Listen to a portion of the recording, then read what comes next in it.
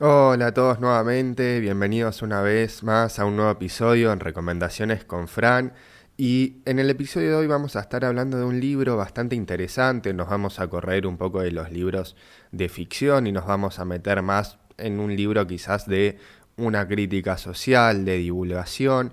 El libro, por el título sumamente llamativo que tiene, ¿no? Que en especial es un libro que a mí me gustó mucho y la verdad que llegué por el título, que se llama Sonríe o muere, la trampa del pensamiento positivo. Y este es un libro de la autora Bárbara Henreich, quien falleció el año pasado, en septiembre del 2022, y fue una ensayista y activista social estadounidense, pero también tuvo un se recibió y se graduó y tuvo un doctorado en biología por la Universidad de Rockefeller de Nueva York, y no se dedicó solo a la investigación, sino que más que nada se dedicó en la participación política, activando un cambio social. Tiene diferentes obras publicadas, fue columnista también, pero quizás el libro que más, eh, ¿cómo se dice? Que la saltó más a la fama o que la hizo más conocida en algún punto fue este libro publicado en el año 2009, que como dije se llama Sonríe o muere, la trampa del pensamiento positivo. Y este es un libro, la verdad, bastante interesante para leer, con un montón de información y diferentes datos, y lo que se nos va a plantear en este libro, lo que va a plantear la autora, es donde va a denunciar el origen y los peligros del pensamiento positivo, cómo se deriva del origen puritano que nos obliga a aceptar con una sonrisa bobalicona y espíritu de superación las desgracias más terribles de la vida. Y es un libro que sale en un momento y que si uno lo lee hoy en día, yo lo leí el año pasado, también uno va a encontrar mucho en este libro situaciones actuales, como hoy que están muy de moda esto que se llama el coaching ontológico, las constelaciones familiares, que bueno, ya sabrán que yo todo eso no comparto, los considero todos pseudociencias y peligrosas, pero sacando ese tema, este mensaje positivo que hay hoy en día de todo lo que quieras vas a poder conseguirlo con solo el poder de tu mente, o títulos como Piense y hágase rico, Atraiga la felicidad en 3 simples pasos, y todas cuestiones así de este mundo que cada vez busca un mensaje positivo, y no te deja o pareciera darte tiempo para que uno pueda estar mal ante las cosas mismas de la vida o ante diferentes situaciones. Y eso es lo que este libro va a ir desnotando. También va a ser una crítica más que nada a la cultura estadounidense del consumismo, va a ser una crítica también a la psicología positiva, que es una vertiente de la psicología con algunos de sus estudios y a sus referentes, va a atacar también con diferentes investigaciones. No es un libro técnico, sino que va a citar diferentes artículos y va a decir, bueno, esto que se vende en tal cosa no es tan así como se dice. Y sobre todo va a criticar más que nada en este punto de la psicología positiva a algunos de sus referentes, lo mismo con el coaching y otros referentes, estos mensajes positivos que venden o cómo mismo desde la psicología lo han convertido en un marketing. Por ejemplo, muchos conocerán a Seligman de apellido, Daniel Seligman, el que puso esto de moda de la psicología positiva, cómo ella se entrevistó con él, las impresiones que tuvo, entre otras cuestiones. Es un libro, sí, algo pesado para leer en algunas cuestiones, pero en otras es muy llamativo, muy interesante, porque como dije hace unos momentos, se presenta con toda esta idea y va a ser toda una introducción a lo que es el calvinismo, el puritanismo y todo eso con la cultura positiva. Y sobre todo va a criticar esto de la cultura positiva en Estados Unidos. Y hay un fragmento muy piola del libro en la introducción, que se los voy a leer porque me gusta mucho, que dice, cuando los economistas, por su parte, tratan de establecer un ranking mundial más objetivo referido al bienestar, considerando factores como la salud, la sustentabilidad medioambiental o la movilidad entre clases sociales, Estados Unidos queda en una posición todavía peor que cuando se mide la felicidad subjetiva. Por mencionar un único ejemplo, el índice Planeta Feliz sitúa a Estados Unidos en el puesto 150 de los países del mundo. ¿Cómo se puede tener una visión de sí mismos como la que tienen los estadounidenses, haber creado un estereotipo tan abrumadoramente positivo y luego no ser ni los más felices ni a quienes mejor les va? La explicación, a mi juicio, está en que ser positivo no es tanto un estado anímico o mental como elemento ideológico. Así es como los estadounidenses interpretan el mundo y así es como creen que se ha de funcionar en él. A esta ideología se llama pensamiento positivo. La expresión se usa en dos acepciones. La primera se refiere al pensamiento positivo en sentido propio, es decir, a lo que significa el término en sí. Se puede resumir como sigue.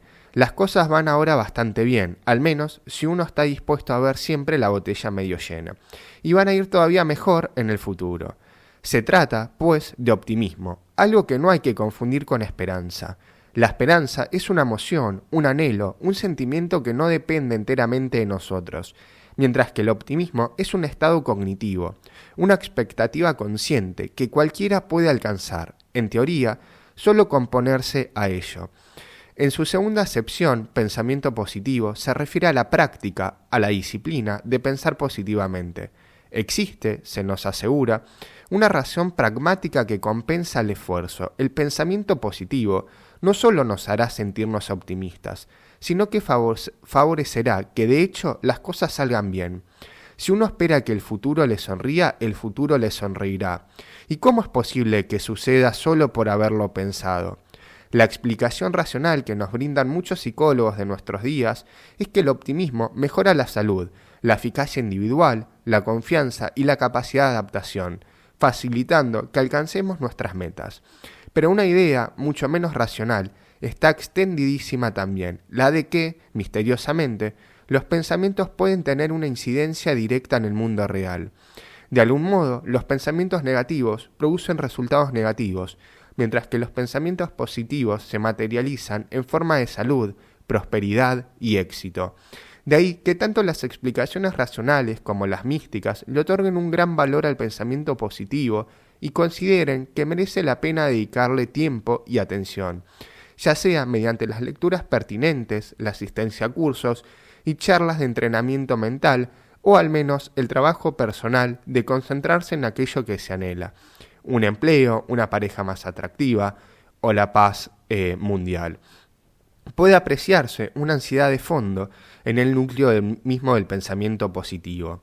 Si fuera cierto que las cosas van realmente mejor y que la tendencia del universo es siempre hacia la felicidad y la abundancia, ¿por qué habríamos de molestarnos en pensar de forma positiva? Hacerlos reconocer que no nos creemos del todo que las cosas vayan a mejorar por sí solas. La práctica del pensamiento positivo se dirige a reforzar tal creencia frente a las muchas pruebas que la contradicen. Por su parte, queremos quienes autodesignan instructores de esta disciplina, los coaches, entrenadores, predicadores y gurús diversos, definen su ejercicio con términos como autohipnosis, control mental o control de pensamiento.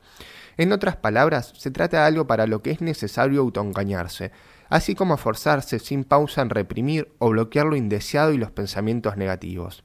Quienes de verdad tienen confianza en sí mismos o quienes de alguna forma han llegado a sentirse conformes con el mundo en el que viven y con su destino, no necesitan emplearse al máximo en censurar y controlar lo que piensan.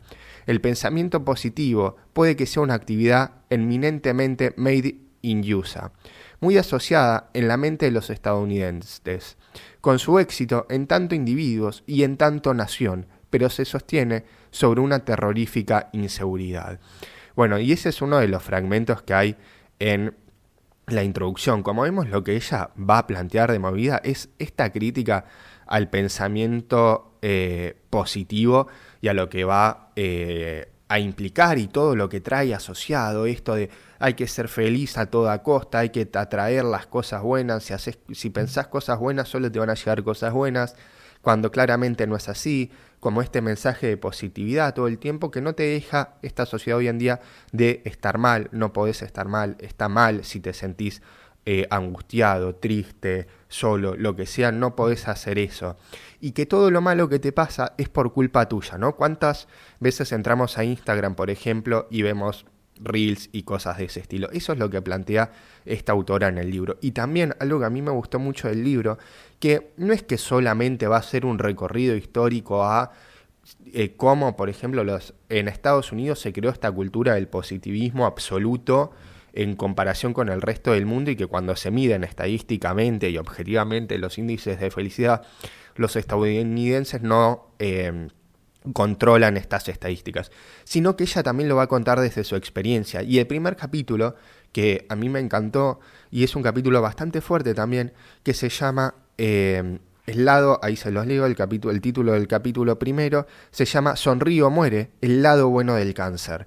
Y acá esto es algo que me encantó mucho, porque es como que la autora misma, en este capítulo, lo que ella va a contar, es que tuvo cáncer de mama, si no me equivoco, y nada, todos la querían apoyar, le querían decir que se sienta bien, que ponga energía para pelear la enfermedad, que se iba a curar, que participara de foros en internet, de grupos de autoayuda y demás, y no la dejaban enojarse con la vida, con la situación que le estaba tocando atravesar, con resentirse de esos momentos. Y también lo que va a desarrollar en este capítulo es esta idea de: yo participaba en estos foros y decía que estaba enojada con esto, con aquello, y la echaban porque no se adaptaba a esas cuestiones del pensamiento positivo. También quiero aclarar que, bueno, es un libro del 2009, hay investigaciones que obviamente van a citar, y hoy en día haya investigaciones que contradigan lo mismo que ella citó o que refuercen también lo mismo que ha criticado, ¿no? No hay que tomarlo todo como un absoluto, pero es un libro bastante interesante para pensar estas cuestiones asociadas a la felicidad positiva o a la cultura de todo lo positivo tiene que suceder ahora, no puede pasar más tarde, y todas estas cuestiones que hoy estamos inmersos. Respecto a esto de el lado bueno del cáncer y esta cultura de la positividad, de buscarle a las enfermedades siempre el lado bueno y no, esto del positivismo excesivo, y eso es lo que va a plantear también el libro. Uno de los fragmentos dice así: una de las redactoras de la sección de salud del New York Times, Jane Brody, escribió en 1997 una reflexión sobre cómo se ha generalizado el buscar el lado bueno de la enfermedad. Allí reconocía la parte terrible del cáncer de mama y del cáncer en general. Puede causar dolores considerables físicos y emocionales, y desfigurarte para siempre, puede hasta acabar matándote. Pero la mayor parte del texto era una verdadera oda a los efectos positivos del cáncer, sobre todo del de mama.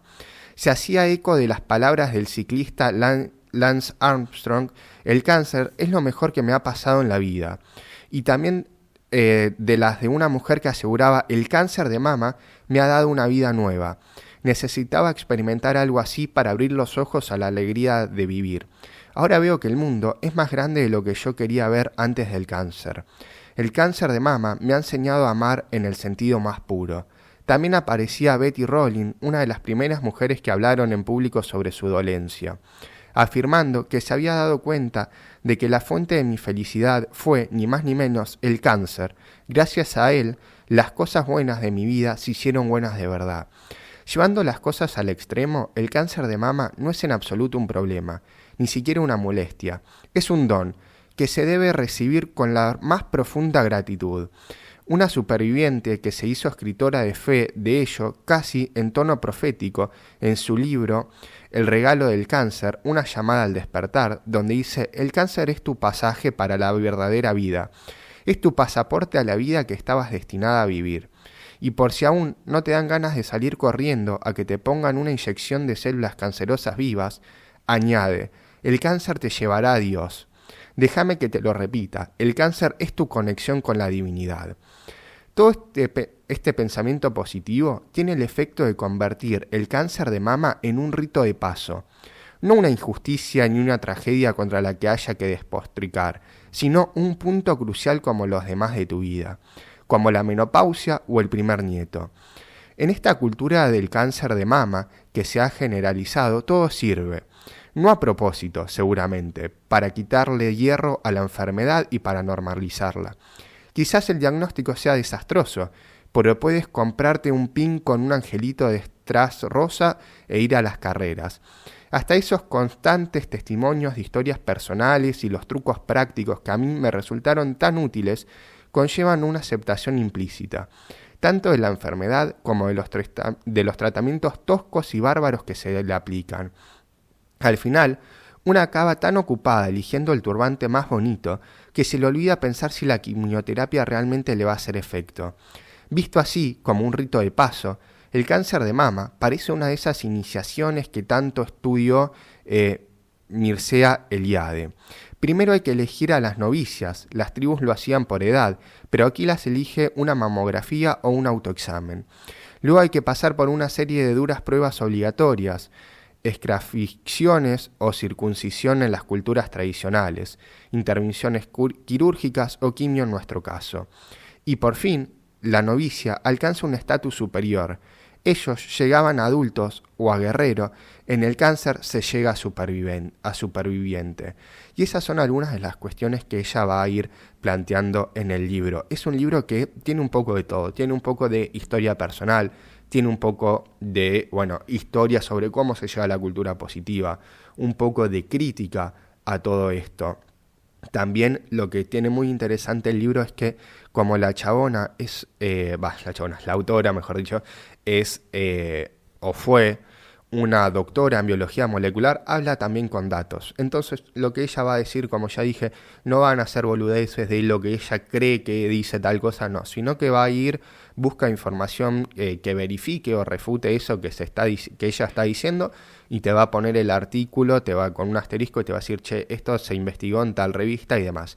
Y también es muy interesante cuando ataca a la ley de atracción, esto del pensamiento positivo que ya estuvimos hablando bastante rato de pensarlo, atraerlo. Hay un coach ontológico muy importante que dice todas boludeces, que se llama Robbie Will, no me acuerdo el nombre ahora del chabón, que ella lo critica también, y lo que ella va a hacer ahí, en ese capítulo que es la trampa del pensamiento positivo, la ley de atracción, lo que ella va a hacer en ese capítulo es despotricar contra todo esto. Va a atacarlo fundamentalmente y va a demostrar todos los errores argumentales que hay en esas afirmaciones y cómo se llevan a cabo. Y por último, para ir cerrando, hay algo interesante que es cuando critica a los autores de la psicología positiva y a los estudios de la psicología positiva, que van a tener que ver más que nada con esta idea de que los estudios de la psicología positiva no tienen que ver con causalidad, sino que muchas veces tienen que ver con estudios de correlación. Y acá, una distinción que es más técnica, no viene al caso, pero hacia grandes rasgos, lo que ella dice es que muchos estudios de la psicología positiva son correlacionales, no son de causalidad. Es decir, que, que vos te levantes temprano no es causa de que vos seas más feliz, por ejemplo, y así sucesivamente, sino que se van a ir dando diferentes. Entonces, esto tiene que ver y va a pasar con estos estudios. Correlación no implica causalidad, o sea, correlación es que dos fenómenos se pueden dar dadas X condiciones, pero no es que uno causa al otro. Y causalidad sí, tiene que darse una serie de eventos para que uno cause al otro. Y para cerrar voy a leer otro pequeño fragmento más del libro, porque vale la pena, es un libro que lo recomiendo bastante para los interesados en este tema y poder criticar un poco esta cultura de la positividad excesiva que rige hoy en día. Cerrar, el fragmento que seleccioné tiene que ver con la ley de atracción tan puesta de moda hoy en día. Y dice, a la pregunta de cómo hacen los pensamientos positivos para atraer resultados positivos, a la respuesta es la ley de la atracción, que es tanto fehacientemente como la de la gravedad. Bob Doyle, otro de los coautores destacados del Secreto y fundador del sistema de entrenamiento Riqueza más allá de la razón, afirma en su página web: al contrario de lo que suele creer, la ley de atracción no es un concepto New Age. Se trata de un principio científico que está operando sin duda alguna en tu vida, en este mismo momento. Esta forma de recurrir a las bases científicas sin duda ha contribuido al enorme éxito del pensamiento positivo en el mundo de los negocios, que quizás sea al menos receptivo a las ideologías que provengan, por ejemplo, de los mediums o de las filosofías Rosacruz. Y también, debido de ser la parte científica del asunto, lo que hizo que los principales programas y medios le prestaran atención a El Secreto. y a sus firmantes. El popular presentador norteamericano Larry King invitó a unos cuantos de los autores a su programa y los presentó con cierta cara de póker y las siguientes palabras: esta noche, ¿están pensando que les va mal en el amor, en el trabajo, en la vida, en general, o que necesitan dinero? Pues usen la cabeza. Pensando pueden mejorar en todo. Los pensamientos positivos tienen poder transformador. Tienen la capacidad de traer las cosas buenas que ustedes desean en el fondo. ¿Les parece que exagero? Piénselo otra vez. Lo dice la ciencia. Los entrenadores y los gurús de la autoayuda llevan años empleándose a fondo para encontrar la fuerza que lleve los resultados deseados hacia la persona que los desea. Que coja el collar del escaparate y se lo ponga al cuello a la mujer que lo está admirando. Geranki escribió en 1982 un libro en el que reinterpretaba la fuerza de la gravedad, que nos resulta tan familiar, apuntando la fórmula que vincula la masa de dos objetos con su aceleración. Pero basta con haber estudiado la física de secundaria para ver que aquí se presentan dos problemas. Uno, que los pensamientos no son objetos con masa, sino impulsos neuronales que tienen lugar dentro del cerebro. Y dos, que si ejercieran alguna especie de atracción gravitatoria sobre los objetos que tienen alrededor, no habría forma de que uno se quitara el sombrero. Entonces, nada, estas son cuestiones que se van dando en el libro. Es mucho más amplio, tiene también capítulos que atacan justamente a la psicología positiva, a la felicidad, a las raíces de la cultura positiva, como ya dije, en Estados Unidos y en el mundo. Y bueno, después dice cómo se puede llegar a un entendimiento con el pensamiento positivo, llegar a otro alcance, a otra versión. La verdad que es un libro bastante interesante, como si alguien quiere salirse un poco de la literatura y leer algún libro relacionado con la divulgación de ciencia, por así decirlo. Sí, de ciencia, un poco de historia, y también como un libro de crítica social al momento actual y demás. La verdad que lo recomiendo, es entretenido. Quizás tenga algún capítulo un poquito más pesado que otro, pero no mucho más. Así que espero que les haya gustado y nos vemos en el próximo episodio. Pueden seguirme en Instagram, en Spotify, en YouTube, como Recomendaciones con Fran.